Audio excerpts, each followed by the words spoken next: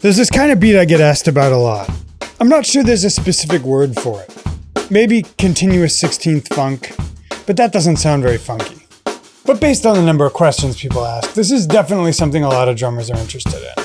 And the two drummers who might represent it best are Clyde Stubblefield and Nate Smith.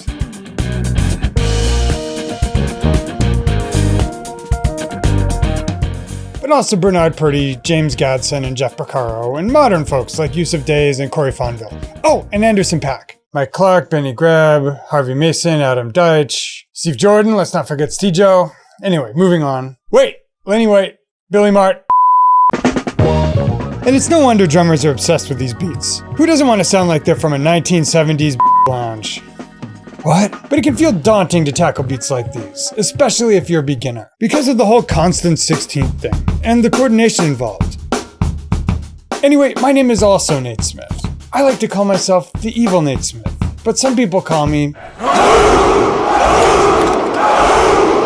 And on this channel, I strive to make the seemingly hard stuff a little easier by connecting some of the dots. And today, I'll be breaking down a reasonably simple step-by-step process for learning to play these, shall we say, constant 16th beats.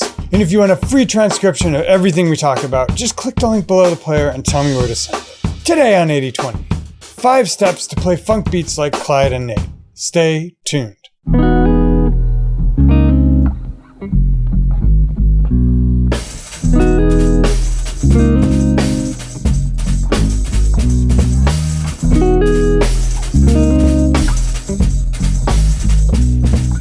Step 1. Just get your groove on. You probably thought I was going to deep dive into the mechanics of drop catch, and that's coming. But before you need any of that, let's just learn to groove with the other 3 limbs. The first thing I would do is play this very basic beat.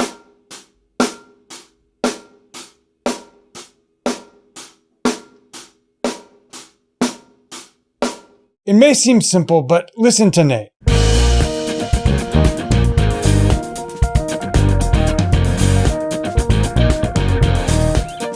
What do you notice here? Really clean sounds and everything lining up. That's what you notice. So we're going to play something that's going to sound super simple, but I'm going to ask you to pay way closer attention than you've ever paid before. Here I'm playing quarter notes with the hats and the snare together, but I'm listening for 3 things, and I'm going to put those up on the screen because I want everybody to tattoo these on the inside of their eyeballs, as my high school physics teacher used to say, which, when you think about it, wouldn't really work. He was a physics teacher. Never mind. 3 things I really want you to remember. 1. Are the rim shots the right volume and consistent? You can start soft and then get louder. They never have to be super loud for this style. 2. Are your hat strokes and your rim shots hitting together, or are they slightly flaming? 3. How is the relative volume between them? I'd start with around the same volume, then work to have the hats slightly softer than the snare. Set break. For those of you wondering when we're going to get into the fancy stuff, we're going to get into that. But this is important. Next, you've probably guessed it. Same thing with the kick and the hats. Concentrate harder than you've ever concentrated before. Make sure those are together. Now, try to play your bass drum without planting it in the head. Whole lesson on this here. Very long story short, if you can't do both easily, work on your setup, then your technique. Now, try to bring the level of the hats down just a hair so they're below the bass drum. Finally, let's alternate between the snare and kick, and let's aim for the following. Snare rim shot sounds good and is consistent. Stick beads are in the center of the head. Snare and hats are playing exactly together. And kick and hats as well.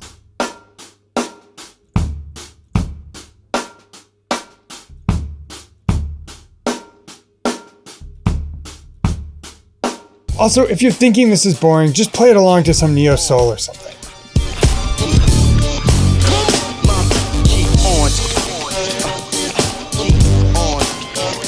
Adam Deitch has literally done entire sets of just this beat. Ready for step 2? Here it is. Step 2. Work on your drop catch technique. See? Told you we'd get there. And we want you to be working on this in parallel, because depending on your level, it might take months to be able to play stuff like this.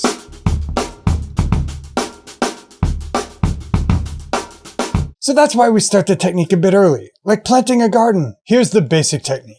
I'm going to show you an exercise where actually you're catching from the drop catch on the downbeat. So it goes like this. 3, 4.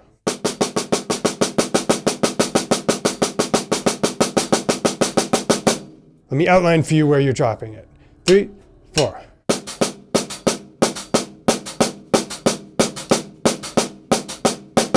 Okay, and I'll play it with accents on the drop so you can hear it a little clearer. 3, 4.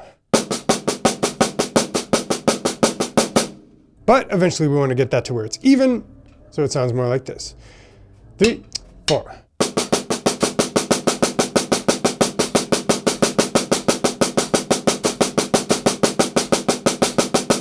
Want to make it more difficult? Play each hand for an entire bar. 3, 4.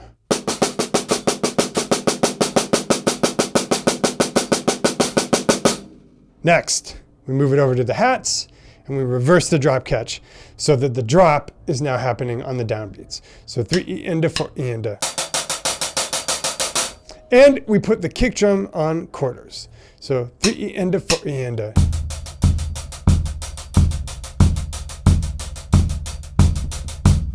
And while that's cooking, we're going to move on to another stage. Step 3. Regressed funky drummer beats. It's possible to start practicing Clyde Nate Smith beats before you have the drop catch completely together. Here's step 1. I play a paradiddle between the hands, starting on the right with the left hand accent on the snare.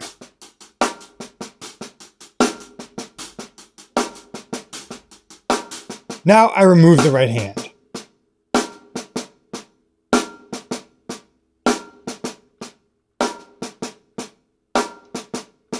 What we're left with is half a paradiddle, which is a pretty good basis to start practicing the next key skill, differentiating between ghost strokes and rim shots. Check out this Nate Smith beat.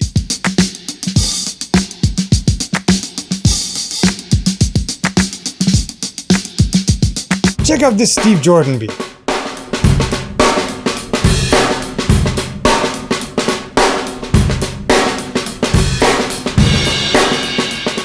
Hear how there's a constant chatter of ghost strokes beneath the beat? In a real funky drummer beat, you might not play so many, but it's still important.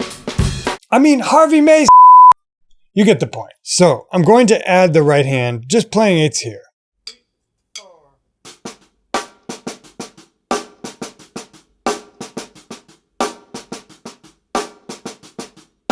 I'm looking for the following things. When the hands are supposed to play together, they really do play together. The rim shots are consistent.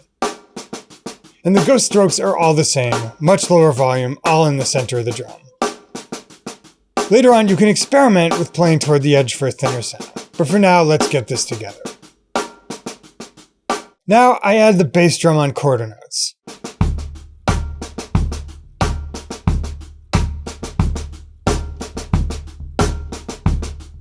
Same thing, I'm making sure this doesn't upset the apple cart. Are ghost notes still softer? Are things that are occurring together really together? Now it's time for step 4. Step 4. Adding in the drop catch. In a limited way. If you're following step 2, you're working on your drop catch, but you still might not be able to throw down like Nate Smith does here.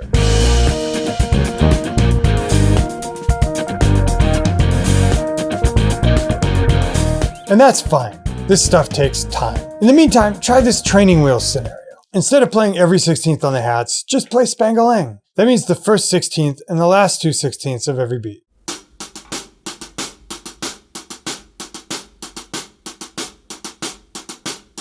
Try it with the hands first, and slowly.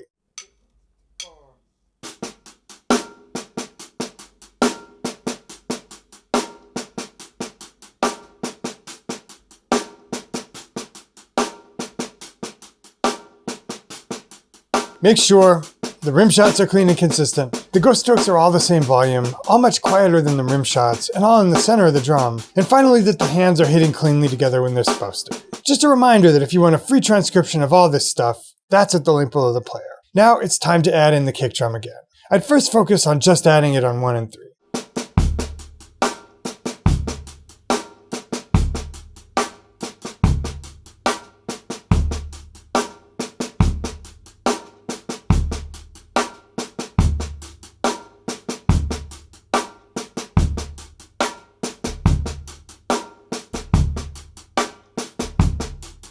Then adding a pickup note.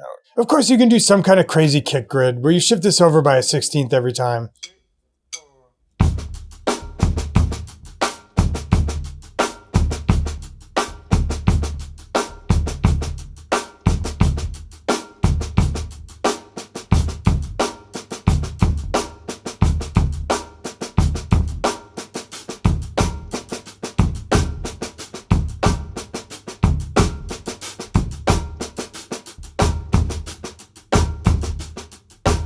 You can also improvise with it.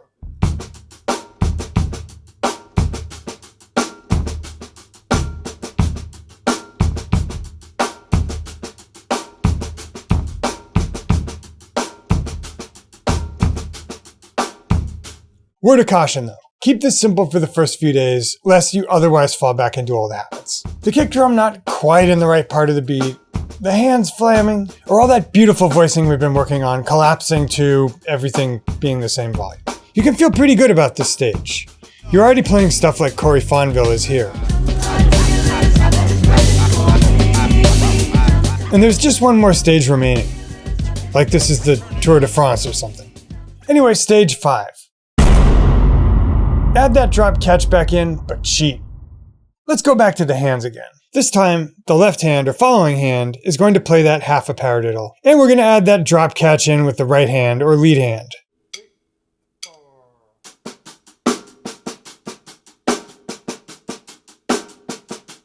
We can do it slowly so we're not testing our speed limit yet. Remember, this is only one hypothetical way you could play the ghost notes. But we're fast tracking you guys, so I want to give you the basic coordination and touch. Some stuff we've been listening for, like I'm a broken record. Hands together instead of flamming, accents differentiated from ghost strokes, etc. Now, without adding the kick drum yet, let's speed it up. 3, 4.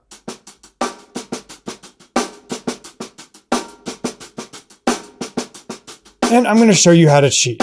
If your hand is getting tired, this is just one of many ways you can give it a tiny rest within the groove. Here's an example of me playing a more stream of consciousness groove and resting at strategic places. 3, 4.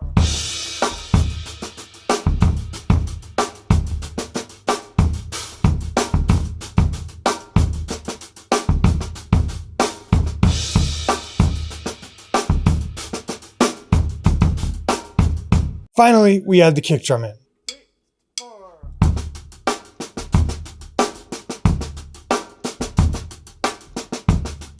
And you won't have me to check your playing and say that's not quite there, so remember all of our criteria for your beat not being whack. Extra credit round, anyone? What about those slick 30-second note drags Nate Smith puts in?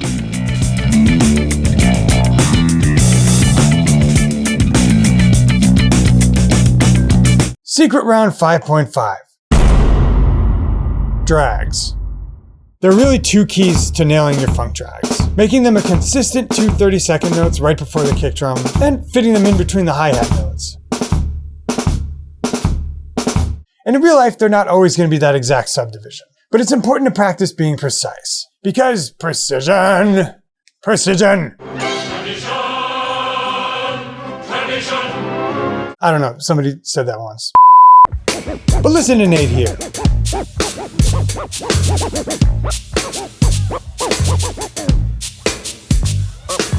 You can turn on the precision when he needs it. So we want that too. So here's a little two-stage thing I do. First, I just go hat, but-a-dum. Hat, but-a-dum. Then I add the one-e and on the hats and keep the drags. Then, little by little, I speed it up.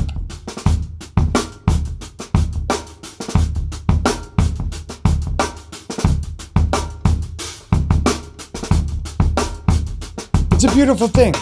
On good day to use. Huh? Come on with you, you're chewing in my ear all the time. And that's how you get the gig. Anyway, guys, last reminder, if you want a free transcription of all of this, just click the link below the player and tell me where to send it on the next page. Dudes, it's been real. Always enjoyed these. See you again next week for another lesson of the week.